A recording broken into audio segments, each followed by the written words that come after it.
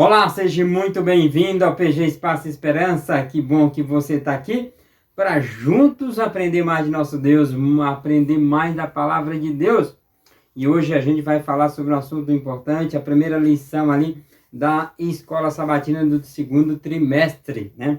Um comentário aqui, comentário final ali na lição de professores, alguns princípios da profecia, alguns princípios importantes da profecia, é o nosso tema de hoje. E nosso texto principal, nosso texto-chave, está em Jeremias, capítulo 9, verso 24. Convido você para fazermos uma oração antes de dar início. Querido amado Deus, obrigado, Senhor, pelo teu amor e teu carinho para cada um de nós. Que seu Santo Espírito fale ao nosso coração, que possamos iluminados pelo seu Santo Espírito para compreender as tuas verdades para a nossa vida. Nos ajude a cada dia mais a compreender a tua palavra e assim ajudar outros nessa compreensão também.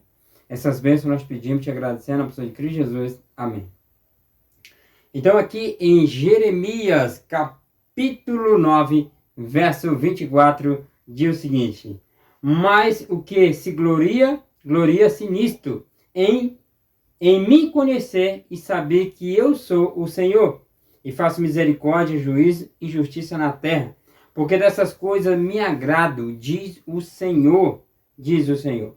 Um outro texto que a gente vai usar é 2 Timóteo, capítulo 3, verso 15, 16 e 17, que diz o seguinte, capítulo 15 diz o seguinte, o versículo 15, melhor dizendo, e desde a infância saber as sagradas letras, que te pode tornar-te sábio para a salvação pela fé em Jesus, né? Pela fé em Jesus. Verso 16, toda a escritura é inspirada por Deus e útil para o ensino, para a repreensão, para a correção e para a educação na justiça. E 17 diz, a fim de que o homem de Deus seja perfeito e perfeitamente habilitado para toda boa obra, né? Na parte de introdução, disse no começo de cada semestre de aula sobre a Bíblia, um professor do seminário desafiava seus alunos com uma pergunta direta. E essa pergunta era exatamente: qual é a ferramenta mais importante que nos ajuda a compreender a Bíblia, né? E aí os alunos ali começam a responder. Os alunos oferecem diversas respostas: dicionário, bíblico, oração, o Espírito Santo, conhecimentos, né? Conhecimento dos idiomas da Bíblia, como hebraico e o grego, aramaico, o software de computador, aplicativo, meio mundo de respostas. Contudo, o professor lhe informou que, embora todas essas coisas fossem úteis, havia uma ferramenta que não mencionaram, que era o recurso mais importante de todos, que é exatamente a questão do tempo, certo? O tempo é, de fato, a ferramenta mais importante quando se trata de aprender, de ter mais conhecimento em relação às Escrituras Sagradas. Precisamos dedicar tempo ao estudo da palavra de Deus, a Bíblia Sagrada. Precisamos ter tempo para estudarmos este livro. E fazemos isso através do estudo da lição da Escola Sabatina. Eu fico feliz porque você está aqui hoje para junto aprender de nosso Deus, para junto continuar aprendendo, para juntos meditar na palavra de Deus. Isso, indiscutivelmente, a ferramenta mais necessária ao lidar com as Escrituras é aquela que frequentemente parece ser a mais escassa, que é o tempo. Quando estiverem dispostos a investir tempo no estudo da Bíblia, seremos levados a considerar a seguinte questão: como lemos a Bíblia? Como lemos a Bíblia? Ou seja, quais são os princípios que devem se orientar na busca da compreensão desse livro tão singular e tão especial? E aí, temas da lição. Nessa semana vamos experimentar 10 princípios para a leitura dos textos bíblicos da profecia. Aliás, textos proféticos da Bíblia. Os primeiros 5 princípios de leitura se concentram no próprio texto. Primeiro, lê-lo com atenção, como se fosse um texto especial. Lê com cuidado. como se fosse um texto importante. Lê-lo terceiro, lê-lo apreciando a sua estética, como um texto lindo, belo. Lê-lo dentro do seu contexto, dentro do seu ambiente bíblico. E lê-lo à luz de outros textos, a intertextual, né? Com base no contexto, com base na Bíblia inteira, o que outros textos da Bíblia falam. E os próximos 5 princípios da leitura se concentram em nossas respostas ao contexto, né, ao texto, para garantir que estamos verdadeiramente ouvindo a palavra de Deus. O princípio de ler o texto espiritualmente. Primeiro, o princípio de ler o texto espiritualmente. É o primeiro dessa segunda fase.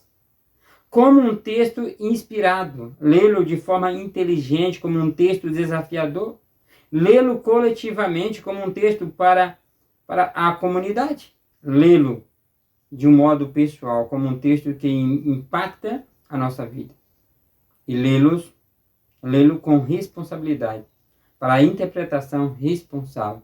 É dessa forma que devemos ler a palavra de Deus. Depois que eu estudei a lição dessa semana, eu passei a entender as coisas de uma maneira diferente. Eu preciso ler a palavra de Deus com mais paciência, com mais carinho, com mais atenção. Eu preciso dedicar mais tempo ao estudo da palavra de Deus. Aqui, atenção ao texto. O texto bíblico é a base de qualquer discussão sobre a profecia bíblica. A primeira intenção do leitor, portanto, deveria ser ler o texto bíblico profético com a mente atenta, né? Com atenção. Ler com atenção e disposição de aprender. Ler com atenção e disposição de aprender. Primeiro item. Leia o texto como se fosse algo novo, que você não compreende. Daniel, nas suas profecias, Daniel só começou a entender a sua profecia lá em Daniel 9, versículo 2. Ali Daniel começa a entender. Depois de reconhecer que não entendia. Lá em Daniel 8, 27, ele diz, não havia quem a entendesse. E ele reconhece que ele não entende, que ele não sabe. E ele agora busca a entender. A Bíblia diz que os seres humanos estão naturalmente nas trevas. Lá em João capítulo 1, verso 5. A tentação mais comum a lidar com a profecia bíblica é acreditar que nós já entendemos alguma coisa. Que já entendemos a sua mensagem antes mesmo de ler o texto. Assim impondo os nossos pensamentos, né, no texto, em vez de permitir que o texto fale por si. Isso acontece quando interpretamos a profecia ao nosso próprio raciocínio, ou dos nossos eventos baseados naquilo que acreditamos. E não é assim. Ou seja, eu preciso ler o texto bíblico com o quê? Com atenção. Com atenção e cuidado. Mas eu preciso ler também com atenção. Aliás, a primeira ideia é ler com atenção e disposição para aprender, né? Ler com atenção e disposição para aprender. Depois eu tenho que ler com atenção a profecia bíblica com a informação importante sobre o destino do mundo. Ou seja, eu preciso ler com atenção e entender, saber que a profecia, né, é uma mensagem importante, uma informação importante sobre o destino deste mundo. Além das verdades vitais para a nossa salvação se encontra ali. Diz aqui, no versículo 16 de 2 Timóteo, capítulo 3, 16, diz assim, toda a escritura de Deus, toda a escritura é inspirada por Deus e útil para o ensino, para repreensão e para correção, para educação na justiça. Então, é útil para a nossa salvação. Os profetas bíblicos escolheram cuidadosamente as suas palavras, a forma de se expressar, para transmitir a sua visão inspirada. Portanto, leia o texto devagar. Leia o texto devagar. Prestando muita atenção nas suas palavras. Leia-o diversas vezes para garantir que não falte na leitura do contexto assim. Encontraremos fontes vivas e borbulhas, onde o descuidado leitor apenas avista um deserto. Ou seja, quando lemos mais de uma vez, quando lemos com atenção, a gente consegue enxergar coisas que ninguém enxerga. Então, que possamos ler a Bíblia assim. É preferível reconhecer que não se entende alguma coisa do que contestar com uma compreensão superficial ou falsa de um texto. Achar que já sabe. Precisamos buscar entender mais a palavra de Deus. Precisamos examinar com mais cuidado, com mais atenção a palavra de Deus. Precisamos estudarmos a palavra de Deus com mais carinho. Ler com a apreciação estética. A forma literária do texto, sua estrutura, paralelismo, ajudarão a decifrar a mensagem da profecia. A profecia da imagem de Daniel 2, ela é esclarecida pelo paralelo com a profecia profética sobre o quarto animal, além de Daniel 7. Ou seja, Daniel 7, ele traz um conhecimento a mais dos reinos, a qual representava a estátua de Daniel 2. E assim você, fazendo um paralelismo, você vai compreendendo melhor. Há também paralelo entre as profecias de Daniel e do Apocalipse. Veja o quadro a seguir, no qual a visão apocalíptica em Daniel 13 e 14 e a paralela em muitos aspectos às profecias de Daniel 7, e qual também é paralela às profecias de Daniel 8. Então, você pode estar prestando atenção no quadro, a gente vai estar disponível. Veja aqui o quadro para você e veja, ó, por exemplo, Daniel 7, temos aqui animais que subiram do mar. Apocalipse 13, temos besta do mar. Apocalipse 13, 14. Daniel 7, temos um leão. Apocalipse 13, besta que tinha 10 chifres. Daniel 7, nós temos um urso. Aqui, em Daniel, Apocalipse, melhor dizendo, 13, temos no verso 2, temos o leopardo. E no verso 2 ainda, nós também temos um urso aí. Aqui também temos o leopardo. Aqui em Daniel temos animais que tinham chifre. E aqui também nós temos o leão, nós temos poderes usurpadores. Aqui também, Daniel, temos o poder usurpador. Aqui também em Apocalipse também temos. Aqui em Daniel nós temos o dia da expiação. Aqui nós temos as 3 mensagens angélicas. E temos o Filho do Homem. E também em Apocalipse temos o Filho do Homem. Há um paralelo entre Daniel e Apocalipse. E esse paralelo mostra que o dia da expiação, o dia do juízo celestial em Daniel 7 e 8, corresponde contemporâneo à proclamação das terrenas das 3 mensagens angélicas em Apocalipse 14. Então há uma ligação entre Daniel e Apocalipse. E essa ligação que devemos compreender.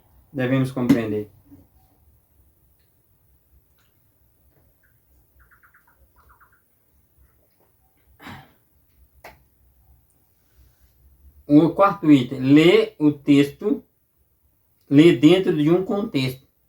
Todo texto tem um contexto e precisamos ler isso. No contexto histórico, o evento do encontro militares entre o exército babilônico do norte e o exército egípcio do sul em Casquemis, será utilizado pelo profeta Daniel como modelo para profecia sobre a guerra escatológica entre o rei do sul e entre o rei do norte e o rei do sul. Descrita no capítulo 11. No contexto literal, o fato de Daniel 7 estar escrito em aramaico, idioma fraco da época, enquanto Daniel 8 está escrito em hebraico, um idioma de Israel, sugere que a profecia de Daniel 7 se concentra no reino terrestre e tem um impacto universal. Em contraste, a profecia de Daniel 8 se dirige ao povo de Deus, de um impacto espiritual. Daniel 7 se refere à profecia terrestre, entre o povo, mas Daniel 8 se refere à área espiritual, uma profecia espiritual, um impacto universal. Aqui no 6, no 5, no último, lê intertextualmente, né? Ou seja, lê outros textos que falam do mesmo assunto. Visto que o texto profético é seu próprio intérprete, é necessário buscar o significado do texto, principalmente dentro do próprio texto. Essa abordagem também está enraizada, né? Enraizada no princípio fundamental estabelecido por Ellen G. White, ao qual o reformador Martinho Lutero. Aliás, um texto explica outro texto, sendo uma passagem-chave de uma outra passagem. E ela diz, ela fala exatamente isso no livro Evangelismo, página 2023. Por exemplo, a associação do carneiro com o bode, em Daniel 8. Além de suas muitas ligações linguísticas com Levítico 16, sugere que a profecia de Daniel 8 se refere ao dia da expiação. O dia da expiação. Agora iremos ver mais 5 aspectos em relação à leitura dos textos proféticos, em relação à leitura da palavra de Deus. A qualidade do estudo da profecia depende também da mente da pessoa que aborda o texto, né? Que aborda o texto. Leia espiritualmente. As escrituras sagradas são inspiradas por Deus. Portanto, é lógico que para compreender plenamente, verdadeiramente um texto particular, o fator espiritual deve estar envolvido. As verdades espirituais devem ser discernidas espiritualmente. Ou seja, eu preciso ler a Bíblia de modo espiritual. De modo prático, essa ideia significa que a fé e a oração constituem fatores importantes no sucesso da operação exegética. Ou seja, ao ler a palavra de Deus, eu preciso orar, eu preciso ter fé. A oração trará no estudo de alguém o milagre da existência de Deus. Ter fé na inspiração divina, o texto bíblico, acreditar que a profecia se cumprirá, posiciona a mente a capacidade de perceber seu cumprimento, onde os outros não vê nada. Então, precisamos ler a palavra de Deus com oração e fé. Porque se não tivermos fé, lê para quê? Né? Lê para quê? Segundo, lê de forma inteligente. Lê de forma inteligente. Compreender o texto inspirado exige inteligência, diligência e esforço meticuloso da nossa parte. Eclesiastes descreve esse esforço de maneira pessimista. Que enfadonho trabalho Deus impõe aos filhos dos homens, para que ele se aflige. O verbo entender é a palavra-chave do livro de Daniel, pois aparece 15 vezes aparece essa palavra. Afinal, Jeremias exorta aquele que se glorie-se nisso, em mim conhecer. Então precisamos ter entendimento. Precisamos compreender a palavra de Deus. Precisamos entender o que Deus está nos falando através de sua palavra. Em outras palavras, o objetivo final da sabedoria é conhecer a Deus. É conhecer a Deus. Leia o texto de forma coletiva. A mensagem ali não é só para uma pessoa, mas também de uma forma coletiva. Quando Deus fala, ele geralmente se dirige a seu povo, como uma comunidade de adoração. Ouve, ó Israel. Daniel previne que no fim dos tempos, muitos, isto é, o povo de Deus, os sábios, entenderão. Então, lê de forma coletiva. O texto bíblico também é para a nossa comunidade. Mas lê de modo também pessoal. A menos que as escrituras nos mude e afete nossa vida, não os entenderemos. Se o texto bíblico não mudar a nossa vida, nós não iremos entender. Para ilustrar esse ponto, faríamos bem de considerar uma história sobre um missionário europeu na África que zombou de seu servo africano, porque ele estava lendo a Bíblia. Por que você lê a Bíblia? O missionário então acrescentou, isto é apenas um monte de conto de fada. O servo africano respondeu, Se eu não tivesse lido a Bíblia, eu já teria comido você. Essa lição contém um princípio importante sobre o afeto poderoso da palavra de Deus. O que é mais... Ele diz que a palavra de Deus é mais cortante do que qualquer espada de dois gumes. Lá em Hebreus capítulo 4, verso 12. Assim, a palavra profética de Deus pode não apenas penetrar nitidamente os pecados de nossos inimigos e opressores, mas também pode falar e testificar contra nós. A palavra de Deus é capaz de transformar o nosso ser, a nossa vida, se assim acreditarmos. Lê com responsabilidade ética. É assim que devemos ler a palavra de Deus também. É triste dizer que as profecias bíblicas muitas vezes foram usadas para justificar a iniquidade humana.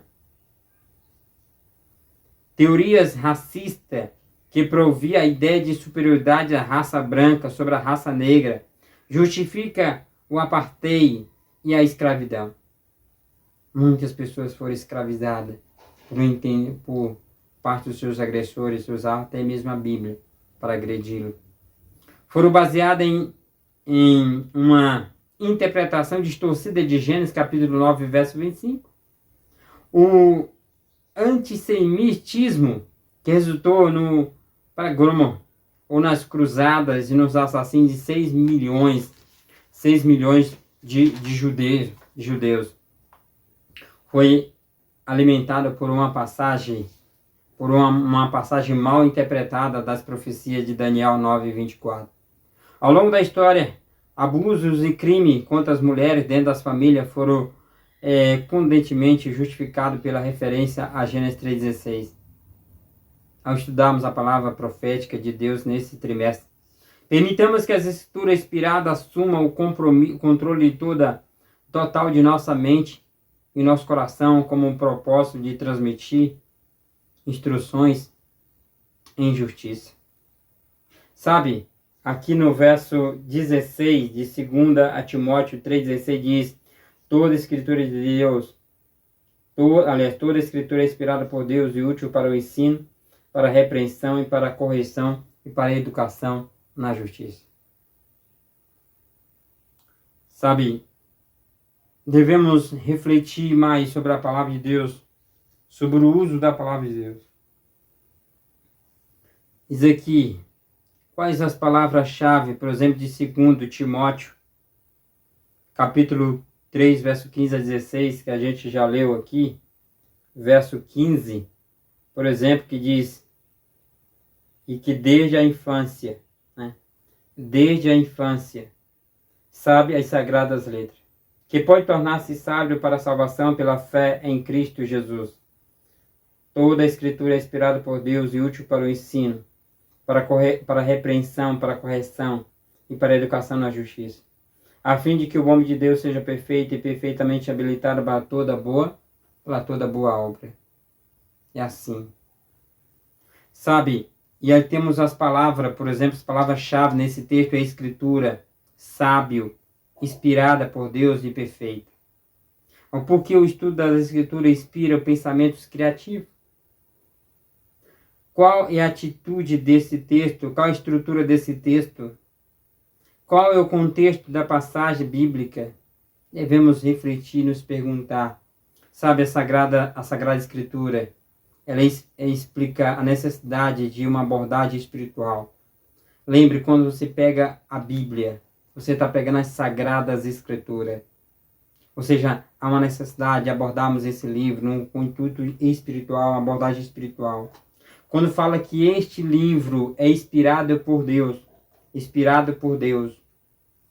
entende-se que o dom de Deus é o dom de Deus manifestado. Inspiração, obra do Espírito Santo de Deus. Saber, função cognitiva, informação para aprender. Sensatez, exercício de pensamento, instrução, habilidade para receber instruções e aprender novas lições. E a Bíblia é tudo isso para nós. Diz que desde a infância, o envolvimento dos pais, correção, envolvimento dos pais e professores, boas obras, algo feito em nome de pessoas necessitadas. Ou seja, a Bíblia, ela traz tudo isso para nós. O envolvimento dos pais na educação dos filhos desde a infância. O envolvimento nosso com a sociedade ao fazer boas obras. E sabe tudo isso para que torna-te sábio. Aprimora o senso de discernimento e justiça, de julgamento pessoal. A Bíblia nos torna sábio para a justiça. Desenvolve o caráter de discernir o que é certo e o que é errado. Ou seja, eu preciso estudar a Bíblia. Eu preciso me aprofundar mais no conhecimento da palavra de Deus para continuar entendendo qual é a vontade de Deus para a minha vida. Qual a vontade de Deus para a sua vida. Sabe, na próxima semana a gente vai estudar mais um pouco sobre o fundamento de Gênesis. O fundamento de Gênesis. Meu desejo do fundo do meu coração é que Deus te abençoe. Abençoe ricamente a sua vida. E que você tenha certeza, todos os dias, que tem um Deus que cuida de você. E que o desejo do seu coração seja cada dia mais compreender as palavras de Deus, compreender as Escrituras, compreender as profecias.